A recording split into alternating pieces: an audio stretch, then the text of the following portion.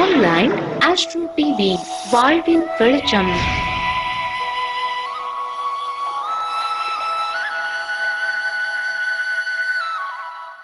ஓம் சரவணபவ.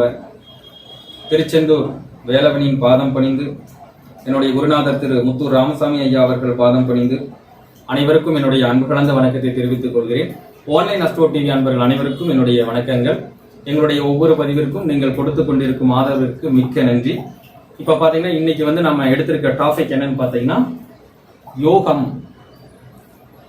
பொதுவாக பார்த்தீங்கன்னா இன்னைக்கு தமிழ்நாட்டில் யோகம் சார்ந்த விஷயங்கள் பற்றி நிறைய விஷயங்கள் பேசப்படுது, நிறைய வகுப்புகள் எடுக்கப்படுது. ஸோ நம்மளுடைய அனுபவத்தினுடைய அடிப்படை பிளஸ் அதில் இருக்கக்கூடிய உண்மைத்தன்மை அடிப்படையில் நாம எப்படி இந்த யோகத்தை கையாளுறது அப்படிங்கிற விஷயத்தை தான் நாம இன்னைக்கு பார்க்க போறோம். அப்போ மொத்தம் யோகங்கள் பார்த்தீங்கன்னா 27 யோகங்கள். எப்படி 27 நட்சத்திரங்கள் இருக்கோ அதே மாதிரி 27 யோகங்கள் இருக்கு. இந்த 27 நட்சத்திரங்களை சார்ந்துதான் இந்த 27 யோகங்களும் செயல்படுகிறது என்ற விஷயத்தை அனைவரும் அறிந்து கொள்ள வேண்டும். அப்போ ஒருத்தருக்கு ஒரு யோகத்துல பிறந்திருக்காங்கன்னா அவங்களுக்கு யோகின்னு ஒருத்தர் இருப்பார், அவயோகின்னு ஒருத்தர் இருப்பார். அது நல்லாவே உங்களுக்கு தெரியும். சோ இப்போ ஏதாச்சும் ஒரு யோகம் எடுத்துங்க, ஃபர்ஸ்ட் யோகத்தை எடுத்துக்கலாம், அப்பதான் உங்களுக்கு தெளிவுபட புரியும். நான் என்ன சொல்ல வர்றேன் அப்படின்னு பாத்தீங்கன்னா, யோகத்தை, அதாவது ஒவ்வொரு யோகமும் அந்த நட்சத்திரங்களை சார்ந்துதான் இயங்குகிறது. அந்த யோகத்திற்கு யோகி மற்றும் அவயோகி நட்சத்திரங்கள் இந்த நட்சத்திரத்தை வைத்துத்தான் குறிப்பிடப்பட்டிருக்கிறது என்ற விஷயத்தை தான் உங்களுக்கு நான் இன்று தெளிவுபட விளக்க போகிறேன். சரிங்களா? இப்ப பாருங்க, உதாரணத்துக்கு நாம ஃபர்ஸ்ட் யோகத்தை பார்க்கலாம். விஷ்கம்ப யோகம். நீங்க பாத்தீங்கன்னா யோகம் விஷ்கம்பம் யோகத்துல ஒருத்தர் பிறந்திருக்காங்க அப்படின்னா அவங்களுக்கு யோகியா யார சொல்லியிருப்பாங்கன்னா சனி பகவான சொல்லியிருப்பாங்க, பூச நட்சத்திரத்தை சொல்லியிருப்பாங்க. அவயோகியா என்ன சொல்லியிருப்பாங்க அப்படின்னா அதுல திருவோணம், அதாவது சந்திரனுடைய நட்சத்திரமாகிய திருவோணத்தை சொல்லியிருப்பாங்க. அவயோகி சந்திரனா இருப்பார். இதை என்ன காரணம், இதற்கும் நட்சத்திரத்திற்கும் என்ன சம்பந்தம் இருக்கிறது அப்படின்னு பாத்தீங்கன்னா சிம்பிளான விஷயம் தான், ஒண்ணுமே கிடையாது. அந்த யோகத்திற்கு நேராக இருக்கக்கூடிய நட்சத்திரத்திற்குரிய 8வது நட்சத்திரம் தான் யோகி. அந்த யோகத்திற்கு நேராக இருக்கக்கூடிய நட்சத்திரத்திற்கு 22வது நட்சத்திரம் தான் அவயோகி. அப்ப மைத்திரதாரை நட்சத்திரம் யோகியாகவும் வைநாசிக நட்சத்திரம் அவயோகியாகவும் குறிப்பிடப்பட்டிருக்கிறது. இதுதான் உண்மை, இதுல வேற ஒண்ணுமே கிடையாது. சரிங்களா? இப்ப பாருங்க, ஈஸியா உங்களுக்கு புரியும். ஒருத்தர் விஷ்கம்ப யோகத்துல பிறந்தவங்க யார் வேணாலும் இருந்துக்கோங்க. உங்க ஜாதகத்துல யாரெல்லாம் விஷ்கம்ப யோகத்துல பிறந்திருக்கீங்களோ அவங்களுக்கு இதை எடுத்து செக் பண்ணி பாருங்க, கரெக்டா இருக்கும். இப்போ விஷ்கம்ப யோகத்துல பிறந்திருந்தால் அதற்கு சார்ந்த அஸ்வதி சார்ந்துதான் விஷ்கம்பம், நட்சத்திரங்களை சார்ந்துதான் யோகங்கள் அப்படிங்கிறது அடிப்படையில விஷ்கம்பம் யோகத்துக்கு நேரா இருக்கக்கூடிய நட்சத்திரம் அஸ்வதி நட்சத்திரம். சோ அஸ்வதி நட்சத்திரம் விஷ்கம்ப யோகத்துல பிறந்துட்டாங்க, அவங்க அஸ்வதியா பாவிச்சுக்கோங்க. சோ அஸ்வதியா நீங்க பாவிச்சுட்டீங்கன்னா அந்த விஷ்கம்ப யோகத்திற்கு இந்த அஸ்வதிக்கு 8வது நட்சத்திரம் தான் உங்களுடைய யோகி, அவர் தான் உங்க யோகி கிரகம், அதுதான் யோகி நட்சத்திரம். இப்ப பாருங்க, விஷ்கம்பத்துல பிறந்தவங்களுக்கு என்ன நட்சத்திரம் இருக்குதுன்னா அஸ்வதி. நீங்க பாத்தீங்கன்னா ஒவ்வொரு 27 நட்சத்திரங்களை சார்ந்துதான் 27 யோகங்கள் இருக்கும். அஸ்வதிக்கு விஷ்கம்பம், பரணிக்கு பிரீத்தி, வரிசையிலேயே எழுதிட்டு வந்தீங்கன்னா ரேவதிக்கு வைதுபி வரைக்கும் அந்தந்த நட்சத்திரங்களை சார்ந்துதான் அந்தந்த யோகங்கள் செயல்படுகிறது அப்படிங்கிறது உண்மையான விஷயம். அப்ப விஷ்கம்பத்துல பிறந்துட்டாங்கன்னா ஒருத்தருக்கு அவங்களை அஸ்வதியா பாவிச்சுட்டு அந்த அஸ்வதி நட்சத்திரத்திற்கு 8வது நட்சத்திரம் மைத்திரதாரை நட்சத்திரத்தை எடுத்தீங்கன்னா அதுதான் உங்களுடைய யோகி. சோ அப்ப விஷ்கம்பத்துக்கு அஸ்வதியா பாவிச்சா அஸ்வதி, பரணி, கிருத்திகை, ரோகிணி, மிருகசிஷம், திருவாதிரை, புனர்பூசம், பூசம். அப்பொழுது இந்த அஸ்வதி நட்சத்திரத்துக்கு 8வது நட்சத்திரமாக வரக்கூடிய பூசம் நட்சத்திரம் தான் உங்களுக்கு யோகி. இதுதான் சிம்பிளான மேட்டர். இதுதான். அதே மாதிரி பாத்தீங்கன்னா 22வது வைநாசிக நட்சத்திரம். இப்ப விஷ்கம்பத்துல பிறந்தவங்களுக்கு அஸ்வதியிலிருந்து 22வது நட்சத்திரத்தை எண்ணினீங்கன்னா என்ன வரும்னா திருவோண நட்சத்திரம் வரும். சோ இங்க திருவோணத்தை பாருங்க, திருவோண நட்சத்திரம் வரும். இந்த திருவோண நட்சத்திரம் தான் அவங்களுக்கு அவயோகி. சோ அவயோகி கிரகம் சந்திரன். அப்ப யோகி கிரகம் சனி, அவயோகி கிரகம் சந்திரனா வருவார். இதுதான் யோகின்னு சொல்லிட்டு நாம இப்ப பார்த்துட்டு இருக்கக்கூடிய விஷயங்கள், சிம்பிளான மேட்டர். இப்ப இன்னொரு விஷயத்தை எடுத்துக்கலாம், இன்னொரு யோகத்தை எடுத்துக்கலாம். உதாரணத்துக்கு சித்த யோகத்தை எடுத்துக்கலாம். சித்த யோகத்துக்கு நேரா என்ன நட்சத்திரம் போட்டிருக்குன்னு பாருங்க, உத்திராட நட்சத்திரம் போட்டிருக்கு. அப்ப சித்தம் யோகத்துல பிறந்தவங்கள உத்திராடமா நீங்க பாவிச்சீங்கன்னா உத்திராடத்துல இருந்து எத்தனாவது நட்சத்திரமா 8வது நட்சத்திரம் வருதோ அதுதான் யோகி, அதுதான் யோகி கிரகம். உங்களுக்கு புரிஞ்சுங்களா?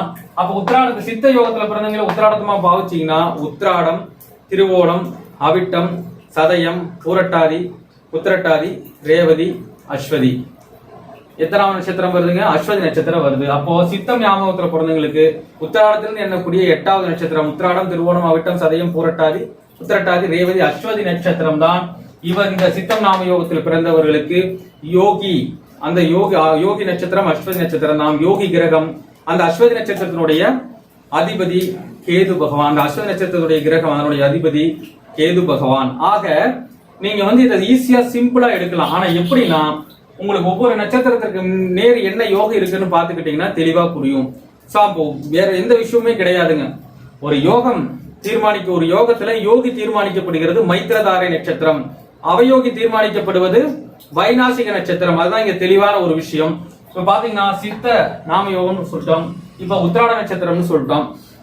அப்ப உத்திராடத்தை சார்ந்துதான் சித்த நாம யோகம் செயல்படுது. அப்ப சித்த நாம யோகத்துல பிறந்தவங்க உத்திராடத்தை அந்த நட்சத்திரமா பாவிச்சு அதுல இருந்து எண்ணினீங்கன்னா வரக்கூடிய 8வது நட்சத்திரம் உங்களுடைய மைத்திரதாரை நட்சத்திரம் தான் யோகி நட்சத்திரம். அந்த நட்சத்திரத்தினுடைய அதிபதி தான் உங்களுடைய யோகி கிரகம்.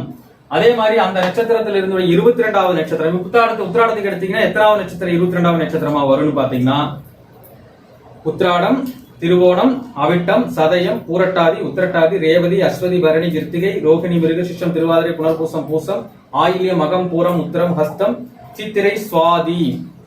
அப்ப நீங்க எடுத்துக்கிட்டீங்கன்னா இந்த உத்திராடம் நட்சத்திரத்துல பிறந்தவங்களுக்கு, அதாவது சித்தம் ஞாபகத்துல பிறந்தவங்களுக்கு இந்த உத்திராடத்திலிருந்து வரக்கூடிய 22வது நட்சத்திரம் தான் அந்த நட்சத்திரம் தான் அபயோகி. இதுதான் எளிமையான விஷயம். அப்ப இங்க ஒரு யோகத்துல பிறந்திருக்காங்க அப்படின்னா அந்த யோகம் எதை வச்சு தீர்மானிக்கப்படுதுன்னா அதை சார்ந்து இருக்கக்கூடிய நட்சத்திரத்திற்கு வரக்கூடிய 8வது நட்சத்திரம் யோகி நட்சத்திரமாகவும், அது சார்ந்து வரக்கூடிய இந்த இதை சார்ந்த யோகத்தை சார்ந்து வரக்கூடிய அந்த நட்சத்திரத்திற்குரிய 22வது நட்சத்திரத்தையும் தான் அவயோகியாவும் தான் வச்சிருக்காங்க. அந்த நட்சத்திரத்தை அவயோகியா வச்சிருக்காங்க. இதுதான் இதுக்குள்ள இருக்கக்கூடிய உள் சூட்சமம், வேறு எதுவுமே கிடையாது. அப்ப நம்ம நட்சத்திரம் தான் நம்மளுக்கு முதல் நமக்கு தேவைப்படுது. நட்சத்திரத்தை வச்சுதான் இந்த யோகிகள் தீர்மானிக்கப்படுது அப்படிங்கிறது மறுக்க முடியாத உண்மை உங்களுக்கு தெளிவா புரிஞ்சிருக்கும். அப்ப இதுல இருந்து என்ன தெரிய வருது அப்படின்னா, யாருக்குமே பொதுவா இந்த யோகியை மட்டும் நாம எடுத்துக்காம உங்க நட்சத்திரத்திலிருந்து 8வது நட்சத்திரம் பலம் வாய்ந்த நட்சத்திரம் அப்படிங்கறத அறிய முடியுது. அதே மாதிரி 22வது நட்சத்திரம் வைநாசிக நட்சத்திரம் மிக தோஷமான நட்சத்திரம் அப்படிங்கறத அறிய முடியுது. இதுதான் நம்மளுக்கு இதுல இருந்து கிடைக்கக்கூடிய ஒரு எளிமையான ஒரு கருத்து. நீங்க இதுக்கு ஒன்றும் பயப்பட தேவையில்லை, ஈஸியா தெரிஞ்சுக்கலாம். யோகியா அப்போ ஒரு யோகம் என்னமோ இத்தனை நாள பாத்தீங்கன்னா இல்ல யோகம் அப்படின்னாவே ஏதோ ஒரு புது விஷயமா இருக்கு அப்படின்னு நினைச்சிட்டு இருப்பீங்க. இப்போ உங்களுக்கு தெளிவா புரிஞ்சிருக்கும். நட்சத்திரத்தை சார்ந்துதான் யோகங்கள் செயல்படுகிறது. இதுல மாற்று கருத்தே கிடையாது. ஓகேங்களா? இப்ப நம்ம இதெல்லாம் நீங்க புரிஞ்சிருப்பீங்க நினைக்கிறீங்க. இதுக்கு நாம எப்படி அடுத்து எளிமையான பரிகாரம் செய்யறங்கிற விஷயத்தெல்லாம் நம்ம பார்க்கலாம். இப்போ இந்த 2 நட்சத்திரத்தை விளக்கி இருக்கேன். இன்னொரு 2 நட்சத்திரங்கள் சொல்றேன் உங்களுக்கு. நீங்க உங்களுடைய ஜாதகத்தை எடுத்து பாருங்க, கரெக்டா இருக்கும். இப்போ கண்டம் நாம யோகத்துல பிறந்திருக்காருன்னு வச்சுக்கோங்க. அப்ப நம்ம கான்செப்டுக்கு வருவோம். கண்டம் நாம யோகத்துல பிறந்திருக்காங்கன்னா அவங்களுக்கு என்ன நட்சத்திரம் குறிப்பிடப்பட்டிருக்குதுன்னா மகம் நட்சத்திரம். அப்ப கண்டம் நாம யோகத்துல பிறந்தவங்களுக்கு யாரு யோகியா இருப்பாங்கன்னா நம்ம கான்செப்ட் படி இந்த மக நட்சத்திரத்துல என்ன 8வது நட்சத்திரம் என்ன வருதுன்னு பாருங்க. மகம், பூரம், உத்திரம், ஹஸ்தம், சித்திரை, சுவாதி, விசாகம், அனுஷம். ஆக கண்டம் நாம யோகத்தில் பிறந்தவர்களுக்கு அதற்கு நேர் கொடுக்கப்பட்டிருக்கும் மக நட்சத்திரத்திற்கு 8வது நட்சத்திரமாகிய அனுஷம் நட்சத்திரம் தான் யோகி நட்சத்திரம். அந்த யோகி கிரகமாக சனி பகவான் வருவார். புரிஞ்சுச்சுங்களா? அதே மாதிரி பாத்தீங்கன்னா இந்த கண்ட நாம யோகத்திற்கு மகத்துக்கு 22வது நட்சத்திரமா என்ன வரும்னா மகம், பூரம், உத்திரம், ஹஸ்தம், கிட்டத்தட்ட ரோகிணி நட்சத்திரம் வரும். கண்டம் யோகத்துல பிறந்தவங்களுக்கு ரோகிணி நட்சத்திரம், இந்த மகத்திற்கு 22வது வைநாசிக நட்சத்திரமாக வரக்கூடிய ரோகிணி நட்சத்திரம் தான் இந்த அவயோகியாக வருவார். இங்க சூட்சமங்கள் இங்க இதில் தான் இப்படித்தான் கொடுத்திருக்காங்க. இது நீங்க எங்கேயுமே போய் தேடி பார்க்க வேண்டியதில்லை. உங்க மொத்தமா 27 நட்சத்திரத்தை எழுதிக்கோங்க. அதுக்கு நேர் 27 நாம யோகத்தை எழுதிக்கோங்க. நீங்க எந்த நாம யோகத்துல பிறந்திருந்தாலும் அதுக்கு நேராக இருக்கக்கூடிய நட்சத்திரத்திற்கு 8வது நட்சத்திரம் உங்க யோகி நட்சத்திரமாகவும் 22வது நட்சத்திரம் வைநாசிக நட்சத்திரம் உங்களுடைய அவயோகியாகவும் வரும். இதில் எந்த விதமான மாற்று கருத்தும் கிடையாது. ஆக யோகி அப்படிங்கிறது நீங்க யோகி அப்படின்னா அவயோகி ஏதோ புதுசா இருக்குன்னா நீங்க நினைக்க வேண்டாம். நட்சத்திரங்கள் இல்லாமல் யோகி இல்லை அப்படிங்கிற விஷயத்தை தான் நான் இந்த பதிவின் மூலமாக உங்களுக்கு உணர்த்த விரும்புகிறேன். சரிங்களா? இப்போ 3வது நட்சத்திரம் பார்த்தா இன்னொன்னு பார்க்கலாம். யதார்த்தமா இன்னொரு நட்சத்திரத்தையும் பார்க்கலாம். இப்ப சித்தி நாம யோகத்துல பிறந்திருக்காங்க அப்படின்னு வச்சுக்கோங்க. அப்ப சித்தியை நம்ம விசாகமா பார்க்கும் பொழுது நீங்க யோசனை பண்ணி பாருங்க. விசாகத்துக்கு 8வது நட்சத்திரம் என்ன வரும்? விசாகம், அனுஷம், கேட்டை, மூலம், பூராடம், உத்திராடம், திருவோணம், அவிட்ட நட்சத்திரம் வரும். அப்ப சித்தி நாம யோகத்துல பிறந்தவங்களுக்கு அவிட்டம் நட்சத்திரம் தான் யோகி நட்சத்திரம். அதே மாதிரி இந்த சித்தி நாம யோகத்துக்கு விசாகத்துக்கு 22வது நட்சத்திரம் பாத்தீங்கன்னா விசாகம், அனுஷம், கேட்டை, மூலம் கிட்டத்தட்ட மகம் நட்சத்திரம் தான் இந்த சித்தி நாம யோகத்துல பிறந்தவங்களுக்கு என்ன வரும்? அவயோகியா வரும். அந்த 22வது இதுக்கு வைநாசிகமா வரும், அதுக்கு வந்து அவயோகின்னு கணக்கெடுப்பாங்க, அவ்வளவுதான். சோ இந்த நட்சத்திரங்களை வச்சுதான் யோகம், யோகி, அவயோகி எல்லாம் வருதுங்கிற விஷயத்தை தான் நான் எல்லா நேயர்களுக்கும் நான் தெளிவுபடுத்த விரும்பினேன். இதை நான் உங்களுக்கு விளக்கிட்டேன். இதே மாதிரி உங்க ஜாதகத்தை எடுத்து வச்சுக்கோங்க. ஒவ்வொரு யோகத்தையும் எடுத்து வச்சுக்கிட்டு அதுக்கு நேர் இருக்கக்கூடிய நட்சத்திரத்திலிருந்து 8வது நட்சத்திரத்தை என்னங்க, அதுதான் உங்களுக்கு யோகியா இருக்கும். அதே அதுல இருந்து என்னக்கூடிய 22வது நட்சத்திரம் தான் உங்களுக்கு அவயோகியா இருக்கும். அப்போ உங்களுக்கு இந்த நாம யோகங்கள் சொல்ற விஷயம் என்னன்னா, மைத்திரதாரைங்கிற ஒரு விஷயத்தையும் வைநாசிங்கிற ஒரு விஷயத்தை தான் இந்த நாம யோகங்கள் நமக்கு கொடுத்து கொண்டு இருக்கிறது என்ற விஷயம் முழுக்க முழுக்க ஒரு உண்மையான விஷயம். சரிங்களா? இப்ப நாம என்ன பண்ண போறோம்னா, அடுத்ததா நாம இதை எப்படி நிவர்த்தி செய்வது அப்படிங்கிற விஷயத்துக்கு போறோம். யோகி எப்ப செயல்படுவாரு, எப்பெல்லாம் செயலிழந்து போயிடுறாருங்கிற விஷயத்தையெல்லாம் நாம இப்ப பார்க்க போறோம். சரிங்களா? இப்ப வந்து நம்ம ஒரு கட்டம் போட்டு உங்களுக்கு விளக்க போறேன். நீங்க கரெக்டா எடுத்து பாத்தீங்கன்னா தெளிவா உங்களுக்கு புரியும். நல்ல ஒரு தெளிவான விளக்கம் உங்களுக்கு கிடைக்கும். இதில் நான் இப்ப சொல்லக்கூடிய விஷயங்கள் என்னென்னலாம் இருக்கு அப்படின்னு பாத்தீங்கன்னா, காலபுருஷன் அடிப்படையில அந்த யோகி எப்படி கண்ட்ரோல் பண்றது, கோவிலுக்கு எந்த கோவிலுக்கு போனா இதுக்கு வந்து நிவர்த்தி கிடைக்கும், என்ன உணவை தானம் பண்ணனா அதுக்கு ஒரு விஷயங்கள் நமக்கு சாதகமா வரும், நம்மளுடைய பிரச்சனைகளை குறைச்சிக்க முடியும் அப்படிங்கிற விஷயத்தை தான் நான் இப்ப பதிவிட போறேன். நல்லா வாட்ச் பண்ணிக்கோங்க. தெளிவா கேட்டீங்க அப்படின்னா உங்களுக்கு ஒரு தெளிவான விளக்கம் நிச்சயமாக கிடைக்கும்.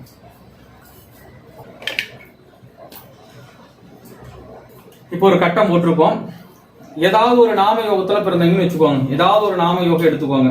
இப்ப பிரீத்தி அல்லது ஆயுஷ்மான் நாம யோகம் எடுத்துக்கலாம்.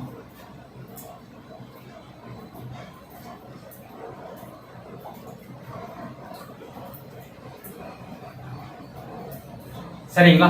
இப்போ ஒருத்தர் ஆயுஷ்மான் நாம யோகத்துல பிறந்திருக்காங்கன்னா அவங்களுக்கு யோகியா என்ன வரும் அப்படிங்கறத நம்மளோட டெக்னிக்ல வச்சு கண்டுபிடிச்சுக்கலாம்.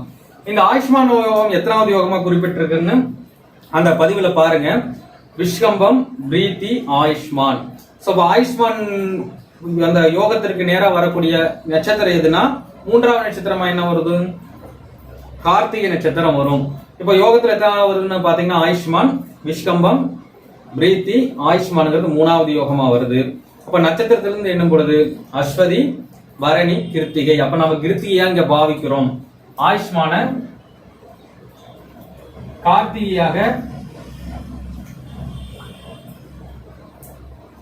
கார்த்திகையாக பாவித்துக் கொள்கிறோம். இப்ப நான் முன்னாடி சொன்ன கான்செப்ட் படி ஆயுஷ்மான் யோகத்துக்கு கார்த்திகை நட்சத்திரம் அது சார்ந்த நட்சத்திரமா வர்றதுனால அப்ப ஆயுஷ்மான் யோகத்துல பிறந்தவங்களுக்கு என்ன யோகமா வரும்? யோகியா வரும்.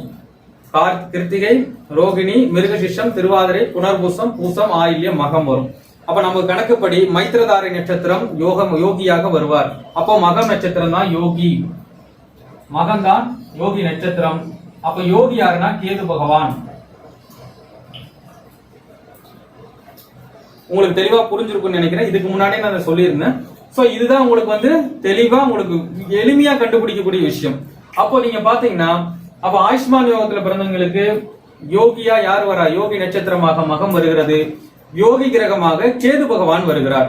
சோ இது வந்து யோகி. இது அவயோகி யார் அப்படின்னு பாத்தீங்கன்னா அப்ப ஆயுஷ்மான்ல இருந்து எண்ணுங்க. அப்ப கார்த்திகையில இருந்து எண்ணுங்க. 22வது நட்சத்திரமா என்ன வரும்னா கிருத்திகை, ரோகிணி, மிருகசிஷம், திருவாதிரை. 4 திருவாதிரைனா 13 சுவாதி, 22 சதயம். சோ அப்ப இவனுடைய அவயோகி கிரகமா யார் வருவான்னு பாத்தீங்கன்னா சதய நட்சத்திரம் வரும். ராகு வந்து அவயோகியா வருவாரு. அப்ப வந்து இவர் வந்து யோகி வந்து இது வந்து அவயோகி. இப்ப புரிய நினைக்கிறேன் உங்களுக்கு, சிம்பிளான விஷயம். அப்போ ஆயுஷ்மான் யோகத்துல பிறந்தவங்க கார்த்திகை நட்சத்திரமா பாவிச்சு கார்த்திகை நட்சத்திரத்திலிருந்து வரக்கூடிய 8வது நட்சத்திரமாகிய மகம் நட்சத்திரம் யோகி நட்சத்திரமாகவும் அந்த மகம் நட்சத்திரத்துடைய அதிபதியான கேது பகவான் யோகி கிரகமாகவும் இருக்கிறார். அதே மாதிரி அவயோகியாக கிருத்தியிலிருந்து என்ன வரும் பொழுது 22வது நட்சத்திரமாக வரக்கூடிய சதய நட்சத்திரம் அவயோகி நட்சத்திரமாகவும், அந்த சதய நட்சத்திரனுடைய அதிபதி ராகு பகவான் அவயோகி கிரகமாகவும் இருக்கிறார். சோ இந்த மாதிரி ஒவ்வொரு யோகத்துல பிறந்தவங்களுக்கும் அவங்களுக்கு நேராக என்ன நட்சத்திரம் இருக்குதோ அது 8வது 22வது வச்சு முடிவு பண்றதுதான் இந்த யோகி அவயோகி எல்லாமே. சோ இதை பத்தி நீங்க கவலைப்பட தேவையில்லை. இப்போ எடுத்துக்கிட்டீங்கன்னா, இப்போ உதாரணமா பாத்துக்கோங்க, ஏதாவது ஒரு லக்னம் ஆயுஷ்மான் யோகத்துல பிறந்துட்டாருன்னு சொல்லிட்டோம், ஓகேங்களா? ஏதாவது ஒரு லக்னம் வச்சுக்கோங்க, உங்களுக்கு ஏதாவது ஒரு லக்னம் எடுத்துப்போம்.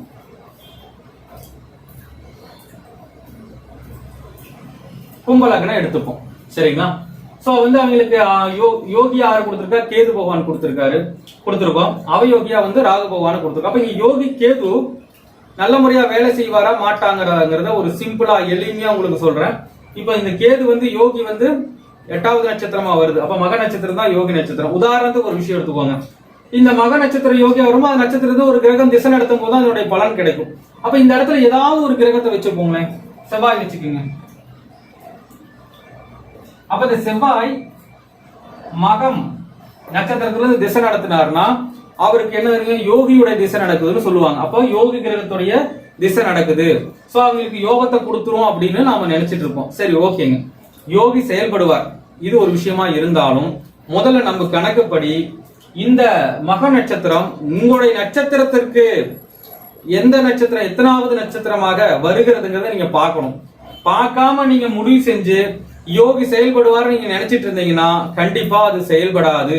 இப்ப உதாரணத்துக்கு எடுத்துக்கோங்க, மக நட்சத்திரத்துக்கு வந்து எந்த நட்சத்திரத்துக்காரங்க வந்து 7வது நட்சத்திரமா வருதோ அது கண்டிப்பா கண்டிப்பா அடைந்தே தீரும். அதே மாதிரி பாத்தீங்கன்னா இப்ப வந்து 22வது நட்சத்திரமாக மக நட்சத்திரம் யாருக்கு வருதுன்னு பார்க்கணும். உதாரணத்துக்கு யாருக்கு வரும்னு பாருங்க, அதாவது வந்து 22வது நட்சத்திரமா இந்த மக நட்சத்திரம் வரணும். அது யாருக்கு வருதுன்னு பாருங்க, மகம், பூரம், உத்திரம், ஹஸ்தம், சித்திரை, சுவாதி, விஷாகம். அப்ப விசாக நட்சத்திரத்துல பிறந்தவங்களுக்கு எத்தனாவது நட்சத்திரமா வரும்னு பாருங்க, விசாகம், அனுஷம், கேட்டை, மூலம். சோ அப்ப மூலம் சொல்லும் போது 22வது தான் மகம் வந்துடும். இப்போ நம்ம பார்க்க வேண்டிய விஷயம் என்னன்னு பாத்தீங்கன்னா, அவங்க விசாக நட்சத்திரத்துல பிறந்திருக்காங்கன்னு வச்சுக்கோங்க.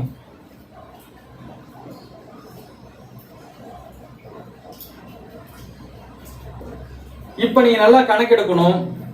இங்க நீங்க யோகி பாப்பீங்களா, இந்த விசாக நட்சத்திரத்துல கூடிய இந்த மக நட்சத்திரம் 22வது நட்சத்திரமா வருது, இதை பாப்பீங்களா? இப்ப 2 விதமான கன்ஃபியூஷன் வரும். இப்ப இங்க யோகி செயல்படுவாரா செயல்பட மாட்டாரா, இதுதான் கேள்வி, சரிங்களா? சோ இங்க யோகி செயல்படுவாரா செயல்பட மாட்டாராங்கிறது கண்டிப்பாக இவர் செயல்படுவார், ஆனால் கண்டிப்பாக அந்த செயல்பாட்டு தன்மை இறுதியில் இழந்து விடுவார்ங்கிறதா கணக்கு. சோ அது எப்படின்னா, இந்த யோகம் கொடுக்கற மாதிரி கொடுத்தோம், கடைசியில் என்ன பண்ணுங்க, பின் வாங்கிக்கும். இப்ப உதாரணத்துக்கு வந்து இது வந்து நம்ம பொதுவா வந்து நட்சத்திர தாராபலனை வச்சு சொல்றது. அதாவது அவர் பிறந்த ஆயுஷ்மான் யோகத்திற்கு வந்து யோகி கிரகத்திலிருந்து ஒரு கிரக திசை நடத்துது, அதாவது அந்த கேதுவுடைய நட்சத்திரத்திலிருந்து செவ்வாய் திசை நடத்துது. சரி, ஓகே, அது ஓகே, நன்மைனாலும் ஆனா விசாக நட்சத்திரத்துக்கு அவர் பிறந்த நட்சத்திரத்திற்கு வைநாசிக நட்சத்திரமா வந்துட்டா நம்ம என்ன பண்றது? சோ இந்த 2 விதமான கன்ஃபியூஷன்ஸ் கண்டிப்பா வந்தே தீரும். அது வந்து நீங்க முதல்ல யாருக்குமே தெரியாது இந்த விஷயம். யோகிங்கிறது எதை வச்சு தீர்மானிக்கிறது உங்களுக்கு தெரியாம இருந்திருக்கலாம். ஆனால் இப்ப உங்களுக்கு தெளிவா புரிஞ்சிருக்கும், ஒருத்தருக்கு யோகி நட்சத்திரம் நடந்த போது ஏன் அந்த யோகி உங்களுக்கு யோகத்தை செய்யவில்லைங்கிற விஷயத்த இந்த நட்சத்திர கான்செப்ட் படி பாத்தீங்கன்னா உங்களுக்கு தெளிவான தீர்வு கிடைக்கும். சரிங்க சார், இப்போ இங்க வந்து யோகியும் செயல்பட்டு ஆகணும், ஆனா வைநாசிக்கும் செயல்பட்டு தான் ஆகணும். அப்ப நட்சத்திர தாராபலன் அடிப்படையில் குமாரசுவாமி என்ன சொல்றாங்க, வைநாசிக நட்சத்திரம் வைநாசிக பலன் மாறுபட்ட நிலை பாதிப்பு எல்லாம் கொடுத்துரும், வைநாசிக நட்சத்திரம் அப்படிங்கிறது அதுக்கு தான் கணக்கு. சோ இப்ப வைநாசிக வேலை செய்யுமா யோகம் வேலை செய்யுமான்னு நல்லா பாத்துக்கோங்க. என்னைக்குமே நட்சத்திரத்தை சார்ந்துதான் யோகங்கள் செயல்படும். அப்ப இந்த யோகி கொடுக்கிற மாதிரி கொடுத்தாலும் கடைசியில வைநாசிக நட்சத்திரம் உங்களுடைய நட்சத்திரத்திற்கு வைநாசிக நட்சத்திரமா வர்றதுனால அது பின்னால இழந்து விடுவீர்கள், உங்களை பிடுங்கி கொள்ளும், உங்களுக்கு கொடுத்த விஷயங்களை எல்லாம் அது எடுத்துக்கும் அப்படிங்கிற விஷயத்தான் நம்ம இங்க பதிவு பண்ண வேண்டி இருக்கும். இன்னொரு விஷயம், இந்த கேது பகவான் முக்கியமா ஸ்தான பலனை நம்ம ரொம்ப கவனிக்கணும். அதுக்கு தான் இங்க லக்னம் குறிப்பிட்டிருக்கோம்.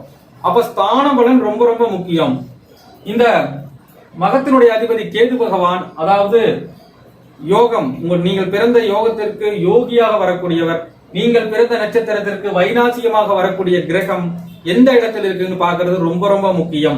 சோ அப்ப இந்த கேது பகவான் உதாரணத்துக்கு பாத்தீங்கன்னா இந்த செவ்வாய் திசை நடத்துது, செவ்வாய் நட்சத்திரம் கொடுத்த அந்த யோகியான உங்களுடைய யோகத்திற்கு யோகியான இந்த கேது பகவான், அதே மாதிரி உங்களுடைய நட்சத்திரத்திற்கு 22வது வைநாசிக நட்சத்திரத்தில் நடத்தக்கூடிய அந்த கேது பகவான் எங்க இருந்தார்னா தீய பலன்களை அதிகமா வழங்குவார்னா, உதாரணமா பாத்தீங்கன்னா ஒருவேளை இந்த பாவத்துல இருந்துட்டாருன்னு வச்சுக்கோங்க,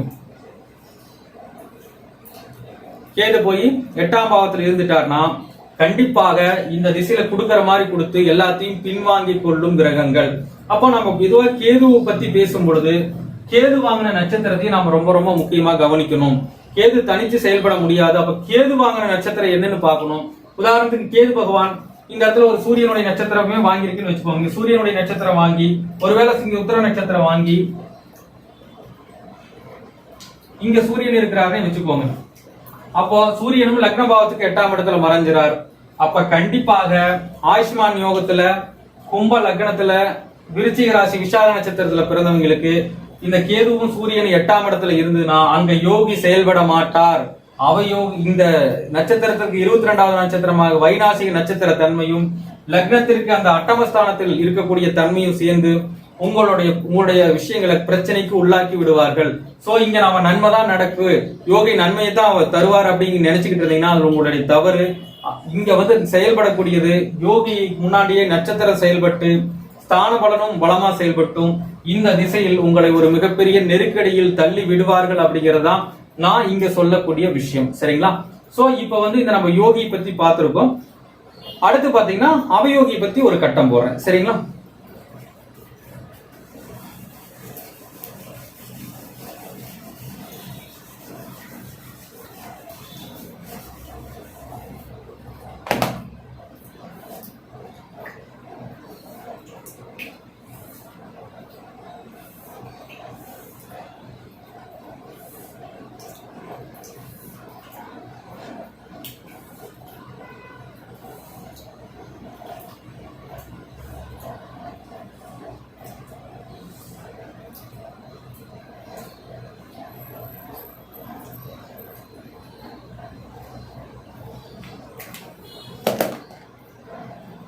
அதே மாதிரி நான் எப்பவே முதல்ல இருந்தே சொல்லியிருக்கேன், ஒரு யோகமானது செயல்படுவது அது யோகியாக இருக்கட்டும் அவயோகியாக இருக்கட்டும் அந்தந்த திசா புத்திகளில் தான் அந்த விஷயங்கள் நடக்குமோ தவிர சும்மா எப்பவுமே அந்த உங்களுக்கு யோகி செயல்பட்டு கொண்டிருக்க மாட்டார்.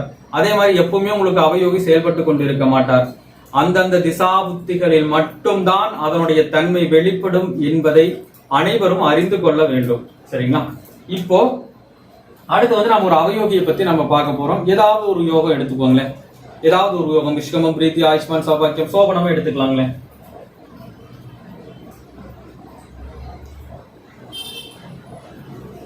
அப்போ ஒருத்தர் சோமன யோகத்துல பிறந்திருக்காங்க அப்படின்னா நாம என்ன சொல்லியிருக்கோம்னா ஒரு உதாரணமான விஷயம் என்ன சொல்லியிருக்கோம், அந்த சோபனம் நட்சத்திரம் அந்த யோகத்துக்கு நேராக வரக்கூடிய நட்சத்திரம் என்னன்னு பார்க்கணும்.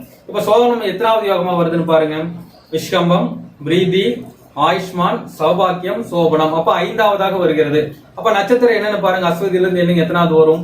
அஸ்வதி பரணி கிருத்திகை ரோகிணி மிருகசீர்ஷம். அப்ப சோபனத்தை நாம மிருகசீர்ஷமா பாவிக்கணும்.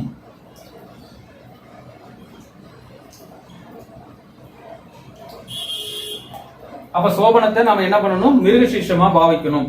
இப்ப நாம இங்க பார்க்க வேண்டியது அவயோகி மட்டும் பார்க்கலாம். ஏன்னா இதுக்கு முன்னாடி போட்ட பதிவுல நம்ம யோகி பத்தி பார்த்தோம். இப்ப பாக்குறது அவயோகி பத்தி பார்க்கலாம்.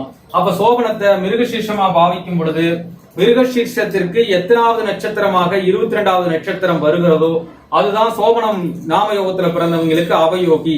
அப்ப எண்ணி பாருங்க. மிருகசீர்ஷம் திருவாதிரை புனர்பூஷம் பூசம் 4வது அப்படின்னா அனுஷம் 13 உத்திரட்டாதி 22. அப்ப உத்திரட்டாதி நட்சத்திரம் தான்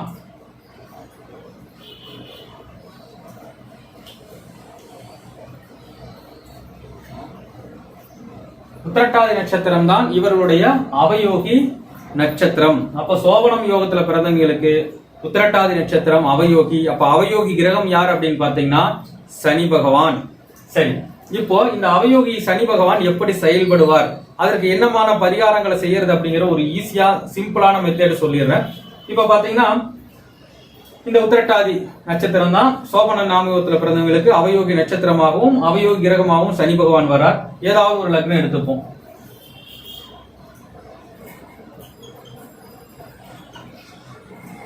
இப்ப ரிஷப லக்னம். அப்ப உத்திரட்டாதி நட்சத்திரம் யாரு? சனி பகவான் தான் அவயோகி. அப்ப சனி நட்சத்திரத்திலிருந்து ஒரு கிரக திசை நடத்துனே வச்சுக்கோங்க. சனி பகவான் நட்சத்திரம் எங்க இருக்க போது உத்திரட்டாதி நட்சத்திரத்துல நடத்தினா முக்கியமா வந்து அவயோகின்னு பாத்தீங்கன்னா உத்திரட்டாதி நட்சத்திரத்துல தான், வேற எதுவும் வராது. நீங்க அதுக்காக மத்த சனியுடைய நட்சத்திரங்கள் எல்லாம் நீங்க அந்த மத்த நட்சத்திரங்கள் எல்லாம் எடுத்துக்க முடியாது. ஆனா அவயோகி கிரகமா வருவார். அப்ப உத்திரட்டாதி நட்சத்திரத்திலிருந்து ஒரு கிரக திசை நடத்துச்சு அப்படின்னா கண்டிப்பாக அவங்களுக்கு அவயோகித்தன்மை வெளிப்படும். சோ உத்திரட்டாதில இங்க ஏதாச்சும் ஒரு கிரகம் வச்சுக்கோங்களேன், ஏதாவது ஒரு கிரகம் எடுத்துக்கலாம், சூரியனே எடுத்துக்கலாம். ஓகே, இப்ப சூரியனுடைய அமைப்புல இருந்து ஒரு கிரகம் திசை நடத்துது, அதாவது சூரிய திசை நடக்குது, சனி நட்சத்திரம் நடத்துறாரு. அப்ப உத்திரட்டாதில இருந்து நடத்துறாருன்னு வச்சுக்கோங்க.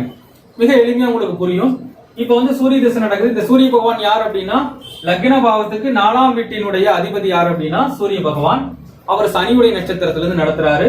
அவர் சோமன யாம யோகத்துல பிறந்திருக்காரு. அப்ப அந்த நாம யோகத்துக்கு இந்த சூரிய நாமத்தில் இருக்கக்கூடிய நட்சத்திரம் அவயோகி நட்சத்திரத்துல அமர்ந்திருக்கு. இப்போ இவங்களுக்கு அவயோகி எப்படி செயல்படும் அப்படின்னா இந்த சனி பகவான் எங்காச்சும் போய் முழுமையா கெட்டுட்டாருன்னு வச்சுக்கோங்க, கண்டிப்பா அந்த காலகட்டங்கள் அவயோகி கடுமையா வேலை செய்யும். ஏன்னா இந்த லக்னத்திற்கு 9ஆம் வீட்டிற்கும் 10ஆம் வீட்டிற்கும் உரியவர் சனி பகவான். அதாவது ரிஷப லக்னத்திற்கு பூரண யோகாதிபதி அவரே வந்து அந்த கிரகமே வந்து அவயோகி கிரகமா வருது. ஆனால் அந்த உத்திரட்டாதி நட்சத்திரத்தில் இருந்து தன்னுடைய திசை, அதாவது சூரிய திசை நடந்துட்டு இருக்கு அப்படின்னா கண்டிப்பா இந்த சூரிய திசை கடுமையான தோஷத்தை வழங்கும். அப்ப இங்க சனி பகவான் கெட்டுட்டாருன்னு வச்சுக்கோங்க, இங்க இருக்காருன்னு வச்சுக்கோங்க. அப்ப லக்ன பாவத்துல 9, 10 கூடிய யோகாதிபதி போய் 8ஆம் இடத்துல மறைஞ்சிட்டாரு, அவயோகியா வர்றாரு அப்படின்னா கண்டிப்பாக இந்த திசையில வந்து உங்களுக்கு அவயோகி நிச்சயமாக செயல்பட்டே தீரும். சோ இது எந்த அளவுல செயல்படுது அப்படிங்கறத நம்ம நட்சத்திரத்தை வச்சு முடிவு பண்ணணும். நட்சத்திரத்தை வச்சு முடிவு பண்ணும்போது ஒருவேளை பாத்தீங்கன்னா இந்த நட்சத்திரம் 8வது நட்சத்திரமா வந்துச்சுன்னா எவ்வளவு பெரிய தோஷம் பிரச்சனைகள் தந்தாலும் ஓரளவுக்கு நிம்மதியும் பரிகாரம் மூலமா பலனையும் கொடுக்கும். சோ அப்ப வந்து இந்த உத்திரட்டாதி நட்சத்திரம் யாருக்கு வந்து 8வது நட்சத்திரமா வரும்னு நீங்க பார்க்கணும். யாருக்கு வரும்னு பாருங்க. 8வது நட்சத்திரமாக இந்த உத்திரட்டாதி நட்சத்திரம் யாருக்கு வரும் அப்படின்னு பாத்தீங்கன்னா மூலத்தில இருந்து நீ பாருங்க, மூலம், பூராடம், உத்திராடம், திருவோணம், அவிட்டம், சதயம், புரட்டாதி, உத்திரட்டாதி. அப்ப எத்தனாவதா வருதுங்க? மூலம், பூராடம், உத்திராடம், திருவோணம், அவிட்டம், சதயம், பூரட்டாதி, உத்திரட்டாதி. அப்ப என்ன இந்த நட்சத்திரம் இங்க சந்திரன் இருந்தாருன்னா, சோ இங்க சந்திரன் இருந்தாருன்னா அவங்க சந்திரன் இருந்த இடத்துல இருந்து எண்ணும் பொழுது சூரியன் இருக்கக்கூடிய நட்சத்திரம் எத்தனாவது வருதுங்க? மூலம், பூராடம், உத்திராடம், திருவோணம், அவிட்டம், சதயம், பூரட்டாதி, உத்திரட்டாதி. அப்போ 8வது நட்சத்திரமா வருது. அப்ப 8வது நட்சத்திரம் நம்ம என்ன சொல்லியிருக்கோம்? மைத்திரதாரை நட்சத்திரம் சொல்லியிருக்கோம். ஆனால் இங்க அவயோகி பாதிப்பார். காரணம் என்னன்னு கேட்டீங்கன்னா இந்த சனி பகவான் கெட்டு போயிட்டாரு. சோ கெட்டு போனதுனால ஸ்தான பலத்திலையும் வலிமை இழந்துருது. அவயோகியா வந்து அந்த கிரகம் என்ன ஆயிடுது? ஸ்தான பலத்துக்கு வந்து கெட்டு போயிருக்காரு. ஆனால் தாராபலன் நல்லா இருக்கிற காரணத்தினால பிரச்சனை நிறைய வரும், ஆனா ஓரளவு சமாளிக்கலாம், அவ்வளவுதான். அதாவது வேற எதுவும் பெருசா நம்மளால பண்ண முடியாது. அதான் இங்க நம்ம பார்க்க வேண்டிய விஷயம். ஆனா இங்க ஒரு விஷயத்தை நீங்க கவனிக்கணும். சூரிய பகவானுக்கு சனி பகவான் பாசகனாக வருவார். சோ வந்து அந்த பாசகனா இருக்கிறதுனால எவ்வளவு பெரிய தொந்தரவுகளை பிரச்சனைகளை கொடுத்தாலும் இங்க பாசகங்கிற ஒரு நிலைமையும், அதே மாதிரி இங்க வந்து மைத்திரதாரை நட்சத்திரமாக வருவதாலும் இவருடைய பிறந்த நட்சத்திரத்துக்கு மூல நட்சத்திரத்திற்கு மைத்திரதாரை நட்சத்திரத்தில் இருந்து சூரியன் திசை நடத்துறதுனாலையும் உங்களுக்கு என்ன ஆகுனா ஓரளவு சமாளித்துக் கொள்ளலாம். சோ கொஞ்சம் பரிகாரம் செஞ்சாங்கன்னா கொஞ்சம் பலன் கிடைக்கும். சோ நம்ம அடுத்துல என்ன பண்ண போறோம்னா இந்த பரிகாரங்களை எப்படி செய்யறது அப்படிங்கிற விஷயத்தை தான் பார்க்க போறோம். சரிங்களா? இப்ப நான் பாத்தீங்கன்னா அடுத்து வந்து நம்ம பார்க்க போறது பரிகாரங்கள். எப்படி அவயோகிக்கு பரிகாரம் செய்யறது, காலபுருஷனுடைய பரிகார அடிப்படை எப்படி, என்ன மாதிரியான உணவுகள் தானம் செஞ்சா நம்மளுடைய தோஷம் குறையும், எந்த மாதிரியான கோவிலுக்கு போலாம் அப்படிங்கிறது ஒரு முற்றிலும் ஒரு மாறுபட்ட கோணத்தில் அங்க இந்த ஆய்வு உங்களுக்கு கொடுக்குறோம். இதை செஞ்சீங்க அப்படின்னா கண்டிப்பா உங்களுடைய தோஷம் நிவர்த்தி ஆகுதோ இல்லையோ நிச்சயமாக குறைவாகும். சரிங்களா? இன்னைக்கு நம்ம ஒரு யோகியை பத்தி, இந்த அவயோகியை பற்றிய விஷயத்தை இப்ப பார்க்கலாம் இதுல. ஓகேங்களா? இப்ப பாத்தீங்கன்னா ஏதாவது ஒரு நாம யோகத்துல வச்சுக்கோங்க. ஏதாவது ஒரு நாம யோகம் எடுத்துப்போம். பிரீத்தி நாம யோகம் எடுத்துப்போம்.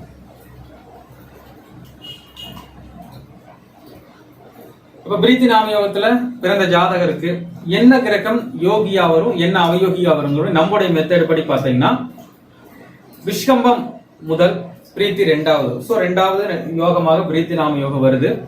சோ அஸ்வதி பரணி 2வது நட்சத்திரமா வருது. சோ பிரீத்தி பரணி சார்ந்து இயங்குங்கிறதுனால பரணிக்கு 8வது நட்சத்திரமாகிய மைத்திரதாரை நட்சத்திரம் தான் யோகி. அப்ப பரணி, கிருத்திகை, ரோகிணி, மிருகசீரிஷம், திருவாதிரை, புனர்பூசம், பூசம், ஆயில்ய நட்சத்திரம் தான் யோகி. அப்போ ஆயில்யம் யோகி,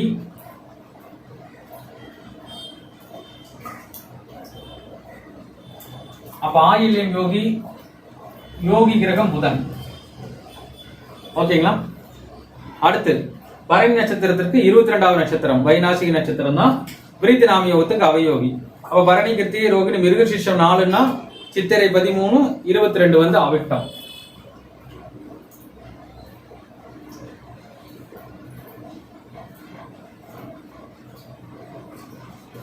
சோ அவிட்ட நட்சத்திரம் தான் அந்த விபரீதி நாமயோகத்துல பிறந்தவர்களுக்கு அவயோகி நட்சத்திரம். இப்போ ஒரு விஷயம் புரிஞ்சுக்கோங்க.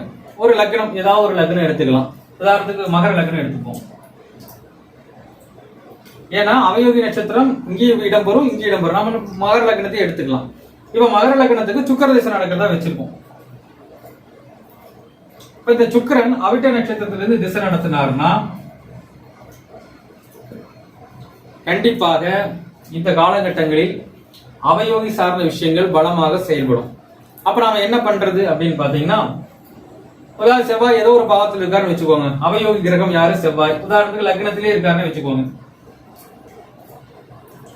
சோ நீங்க வந்து அவயோகி கிரகத்துல இருந்து திசை நடக்குது பிரீத்தி நாமயோகத்துல பிறந்தவங்களுக்கு, லக்ன மகர லக்னமா விடுகுது. அப்ப அவயோகியான செவ்வாய் பகவான் லக்னத்திற்கு எந்த பாவகத்திற்குரியவர்னு பார்க்கணும். அப்ப லக்னத்துக்கு எந்த பாவத்துக்கு உரியவர் அப்படின்னா 4ஆம் பாவத்துக்கும் 11ஆம் பாவத்துக்கும் உரியவர். இப்ப 11ஆம் இடங்கிறது பாதகஸ்தானம் அப்படிங்கிறதுனால, இந்த பாதகஸ்தான ஒரு இடத்துல இருக்கிறதுனால கண்டிப்பாக அந்த ஜாதகரை இந்த சுக்கிர திசை கடுமையாக பாதிக்கும். ஜாதகர் எடுக்கக்கூடிய முயற்சிகள், ஜாதகர் சார்ந்த விஷயங்கள் அனைத்தையும் தடை செய்யும். சோ நீங்க நல்லா கவனிக்கணும். இங்க சுக்கிர திசை வந்துருச்சு, லக்னத்துக்கு 5, 10 கூடையவர் அப்படின்லாம் நீங்க பேசி காரியம் இல்லை. சோ அதை நீங்க பாத்துக்கணும். நான் ஏற்கனவே சொன்னபடி நட்சத்திர கான்செப்ட்ல ஒருவேளை ஓரளவுக்கு நல்லதா இருந்துட்டாருன்னா பிரச்சனை இல்லை. நட்சத்திர கான்செப்ட்ல மோசமா இருந்துட்டாருன்னா கடுமையான பிரச்சனைகள் எல்லாம் வரும். இப்போ உதாரணத்துக்கு பாத்தீங்கன்னா,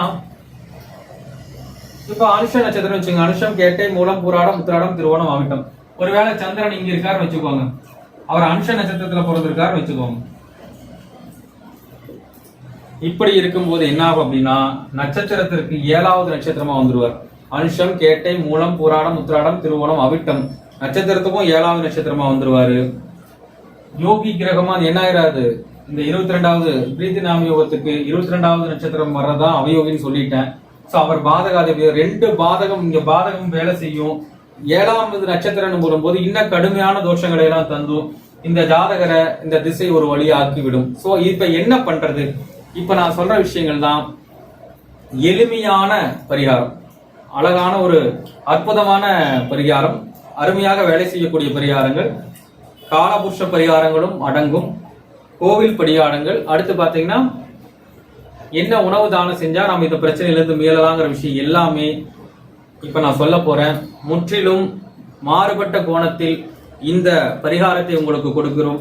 நிச்சயமாக ஒரு நல்ல முடிவு உங்களுக்கு கிடைக்கும். நிறைய ஜாதகங்களை சொல்லி நல்ல முடிவு கிடைத்ததின் அடிப்படையில் தான் இந்த விஷயங்களை உங்களோடு பகிர்கிறேன். இப்போ கோவில் வழிபாடு அப்படின்னு எடுத்துக்கிட்டீங்கன்னா, ரொம்ப ரொம்ப ஒரு இம்பார்ட்டன்ட் ஒரு கோவில் இருக்கு, தமிழ்நாட்டில் இருக்கு, திருநெல்வேலி மாவட்டத்தில் இருக்கு. நிறைய பேருக்கு தெரியாது. நம்முடைய மறைந்த ஜோதிட ஆசான் சித்தயோகி சிவதாசன் ரவி ஐயா கூட இந்த விஷயங்களை எல்லாம் சொல்லியிருக்காங்க முதல்ல. அப்போ நம்ம இதை வந்து நம்ம அனுபவத்தில் எடுத்து பார்க்கணும். என்னன்னு பாத்தீங்கன்னா, திருநெல்வேலி மாவட்டத்தில் அந்த தாமிரபரணி ஆற்றை சுற்றி இருக்கக்கூடிய 9 நவ கிரகம், நவ கைலாயம் என்று சொல்லக்கூடிய கோவில்கள் தான் உங்கள் இந்த அவயோகி பிரச்சனை அத்தனைக்கும் தீர்வு தரக்கூடியது. நீங்க பாத்தீங்கன்னா என்னுடைய வரலாறு எடுத்து பாத்தீங்கன்னா, நம்ம தென் தமிழகத்தினுடைய எல்லை பகுதியில் இருக்கக்கூடியது பொதிகை மலை. அந்த பொதிகை மலையில வந்து நம்முடைய இந்த அகத்திய முனிவருடைய சீடர் உராமனிஷ முனிவர் அப்படிங்கிறவரு சிவனை வேண்டி தவம் செஞ்சுட்டு இருப்பார். எதுக்குன்னு பாத்தீங்கன்னா, பிறவா வரம் வேண்டி, முக்தி வேண்டி சிவனை நோக்கி தவம் செஞ்சுட்டு இருப்பாரு. அப்ப வந்து அகத்திய முனிவர் சொல்லுவார், என்ன சொல்லுவார்னா, நீ வந்து தாமிரபரணி சங்கமிக்கும் இடத்துல போய் நீராடி விட்டு ஒரு 9 தாமரை மலர்கள்ல வந்து வரும், அந்த தாமிரபரணி ஆற்றுல வந்து விடுவாரு. அந்த 9 தாமரை மலர்களும் போய் எந்த இடத்துல போய் நிக்குதோ, வரிசையில அந்த ஒரு நவக்கிரக வரிசையா நிக்குதோ அந்த இடத்துல நீ சிவலிங்கத்தை வந்து வச்சு உருவம் பண்ணி வழிபாடு பண்ணு அப்படின்னு சொல்லுவாரு. சோ அப்படி வழிபாடு பண்ணி அந்த சிவலிங்கத்தை லிங்கம் தான் இன்னைக்கு 9 நவ கைலாயங்களா அங்க இருக்கு. சோ வந்து இதுல வரிசையில வரும் மொத்தம் 9. அந்த ஒவ்வொரு அந்த தாமரை மலர்களும் ஒவ்வொரு இடத்துல போய் நிக்கிற இடம் தான் 9 நவ கிரகங்களுக்கும் கோவிலா, சிவன் கோயிலா எழுப்பப்பட்டு இருக்கு. அதுதான் நவ கைலாய கோயில். என்னைக்குமே நல்லா புரிஞ்சுக்கோங்க, ஒரு ஆற்றங்கரை ஓரத்தில், அதுவும் புனித நதியாகிய தாமிரபரணி ஆற்றங்கரையில் இருக்கக்கூடிய அந்த சிவனுக்கு எப்பொழுதுமே சக்தி அதிகம். சோ இந்த அவயோகியை நிவர்த்தி பண்ணக்கூடிய தன்மை கண்டிப்பா அந்த சிவபெருமான்கிட்ட இருக்கு. சோ நீங்க எந்த கோவிலுக்கும் நீங்க தேடி அலைய வேண்டியதில்லை. திருநெல்வேலி மாவட்டத்துல அந்த 9 நவ கைலாய கோயில்ல உங்களுக்கு பிரச்சனைக்குரிய எந்த கிரகமோ அதுக்குரிய இடத்துக்கு போனீங்கன்னாவே உங்களுக்கு வந்து போதும், அருமையான ரிசல்ட் கிடைக்கும். சோ நாம இப்ப இங்க நாம என்ன பார்க்க போறோம் அப்படிங்கிற விஷயத்த பாத்தீங்கன்னா, ஃபர்ஸ்ட் வந்து இந்த அவயோகி யாரு? செவ்வாய் பகவான். சோ செவ்வாய் பகவானுக்கு உரிய நான் அந்த கைலாய கோவில் எது அப்படின்னு பாத்தீங்கன்னா கோடகநல்லூர்ல இருக்கு, செவ்வாய் ஸ்தலம் இருக்கு. சோ வந்து அந்த செவ்வாயுடைய ஸ்தலம், அங்க போய் அந்த தாமிரபரணி ஆத்துல குளிச்சுட்டு அந்த சுவாமி சிவனை மனசார வழிபாடு பண்ணிட்டு நீங்க அந்த இடத்துல எப்பவுமே ஒரு விஷயம் தெரிஞ்சுக்கோங்க, நம்ம அவயோகியை நிவர்த்தி பண்ணும் பொழுது முதல்ல போய் அந்த ஏன் வந்து ஆத்துல குளிக்க சொல்றோம்னா, அந்த புண்ணிய நதியில குளிக்கும் போது நமக்கு என்ன ஆகும் அப்படின்னா நம்முடைய பாவங்கள் எல்லாம் குறைய ஆரம்பிக்கும்.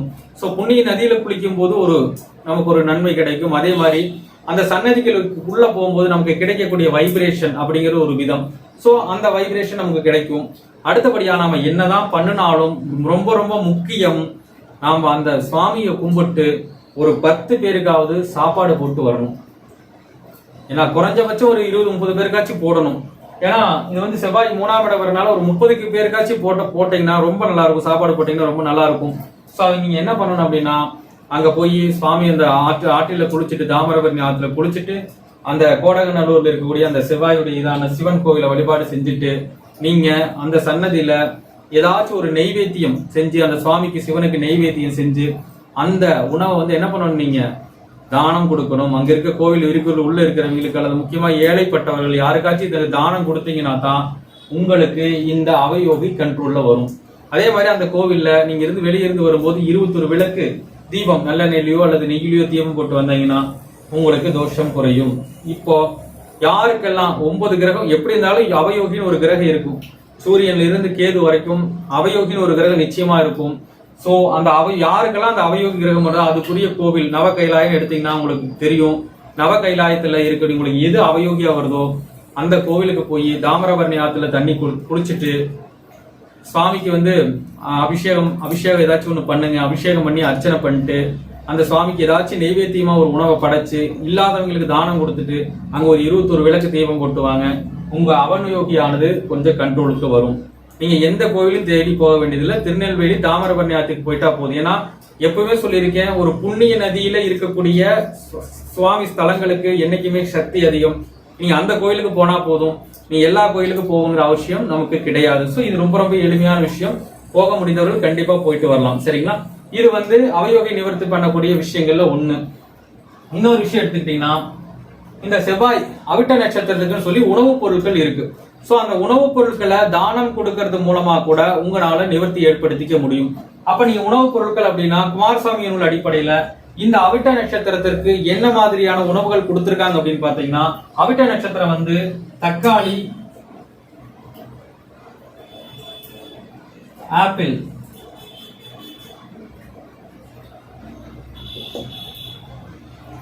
தக்காளி, ஆப்பிள் எல்லாம் வந்து இந்த அவிட்ட நட்சத்திரத்துக்குரிய ஒரு அமைப்பு. அதனால பாத்தீங்கன்னா நீங்க வந்து பொதுவா அவிட்ட நட்சத்திரம் அவில் அப்படின்னு சொல்லக்கூடிய அவில் பொறிகடலையும் சொல்றாங்க இல்லைங்களா, அதையும் குறிக்கும். சோ அதுவோ இதுவோ இப்ப தக்காளி, ஆப்பிள் நீங்க என்ன பண்ணலாம் அப்படின்னா, அவிட்ட நட்சத்திரம் வர அன்னைக்கு இந்த திசை நடக்குது, சுக்கர திசை நடக்கிற காலகட்டங்கள்ல மாசத்துல ஒரு முறை வரக்கூடிய அவிட்ட நட்சத்திரம் வர அன்னைக்கு ஆப்பிள் பழம் 1/2 கிலோ அல்லது 1 கிலோ அல்லது தக்காளி பழம், தக்காளி சாதம், தக்காளி நிறைய போட்டு சாதம் செஞ்சு இயலாத ஏழை எளியவங்களுக்கு நீங்க தானம் வந்து கொடுத்துட்டு வந்தீங்கன்னாவே உங்களுக்கு கண்டிப்பாக இதனுடைய தோஷங்கள் நிவர்த்தி ஆகும். இது ரொம்ப ரொம்ப ரொம்ப உங்களுக்கு எளிமையான விஷயம். சோ இதையும் இரண்டாவது அதோட சேர்த்து இதையும் செஞ்சுக்கிட்டீங்கன்னா அந்த அவயோகி கண்ட்ரோலுக்கு வருவார். அடுத்தபடியா பாத்தீங்கன்னா நாம எப்பவுமே சொல்லக்கூடிய விஷயம் காலபுருஷ பரிகாரம். இப்போ லக்னம் அப்படிங்கிறது காலபுருஷனுக்கு எத்தனாவது வீடா வருதுன்னா 10ஆம் வீடா வருது. சோ லக்னம் அப்படிங்கிறது காலபுருஷனுக்கு 10ஆம் வீடா வருது. அங்கதான் இந்த அவயோகி செவ்வாய் பகவான் அமர்ந்திருக்கார். அப்படிங்கிறதுனால இப்ப இந்த 10ஆம் இடம்னாவே பொதுவா நம்ம செய்யக்கூடிய கர்மம் கொடுத்து உதவி செஞ்சுக்கிட்டே இருக்கிறது ரொம்ப நல்லது. அது காலபுருஷனுக்கு 10ஆம் இடங்கிறது கர்மகாரிய உதவி செய்யலாம். லக்னங்கிறது பொதுவா நம்ம தலை முடியை குறிக்கக்கூடிய ஒரு பாவம், தலை சார்ந்த விஷயங்களை குறிக்கக்கூடிய பாவம். தலை சார்ந்த விஷயங்கள், அது சார்ந்த வேலை செய்பவர்கள், அது சார்ந்த கஷ்டப்படுபவர்களுக்கு உதவி பண்ணலாம். பொதுவாக தலை அப்படின்னா இங்க மூளை பகுதிகளை குறிக்கும். சோ மனநிலை பாதிக்கப்பட்டவர்கள் அப்படிங்கிற ஆட்களுக்கு, ரொம்ப மூல நரம்பு பாதிக்கப்பட்டவர்கள், தலை சார்ந்த பிரச்சனையில் உள்ளவர்களுக்கு நீங்கள் செய்யக்கூடிய உதவி, தலை சார்ந்த பிரச்சனை இருக்கக்கூடிய ஒரு மனநிலை குன்றியவர்களுக்கு நீங்க உதவி செய்யலாம். அல்லது தலை நரம்பு தலைவலி சம்பந்தப்பட்டவர்களுக்கு உதவி பண்ணுவதும். மேலும் பொதுவாக லக்னங்கிறது தலைமுடி குதிக்கிறதுனால பார்பர் ஷாப்ல வேலை பார்க்கக்கூடிய வேலையாட்களுக்கு உதவி பண்றது மூலமாகவும், அதே மாதிரி தலை மொட்டை அடிக்கக்கூடிய ஆட்கள் அவர்களுக்கு உதவி பண்றது மூலமாகவும் உங்களுக்கு கண்டிப்பாக நிவர்த்திகள் கிடைக்கும். சோ நாம என்ன விஷயத்தை செய்யறோமோ அதை கரெக்டா பார்த்து செஞ்சீங்கன்னா கண்டிப்பா உங்களுக்கு வாழ்க்கையில் நற்பலன்கள் ஏற்படும் என்று கூறி விடைபெறுகிறேன். நன்றி, வணக்கம்.